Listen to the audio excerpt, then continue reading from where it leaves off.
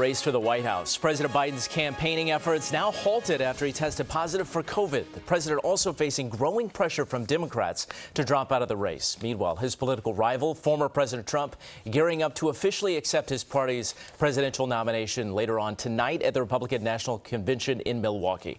Eyewitness News reporter Phil Taitt live in Midtown following the latest developments, and so many developments to detail this morning. Phil?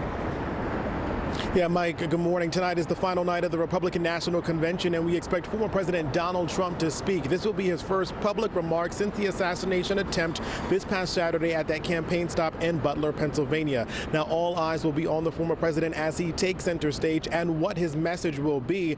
Well, Trump will round out the past 4 days of speeches as thousands gathered from across the country to celebrate his party's official nominee for the upcoming presidential election.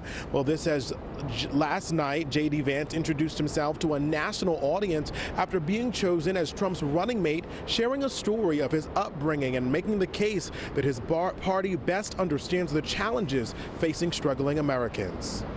I grew up in Middletown, Ohio. A small town where people spoke their minds, built with their hands, and loved their God, their family, their community, and their country with their whole hearts. But it was also a place that had been cast aside and forgotten by America's ruling class in Washington. Now to the other issues on the other side of the aisle. As health news broke yesterday, President Biden tested positive for COVID-19 while traveling Wednesday in Las Vegas. We're told he's experiencing, quote, mild symptoms. That's according to the White House. Now, Biden flew to his home in Delaware, where he will self-isolate and carry out his duties fully during that time. Now, as Biden continues his bid to stay in the White House for another 4 years, he faces mounting pressures from his party, questioning his ability to win this November, making a renewed push for him to reconsider his re-election bid.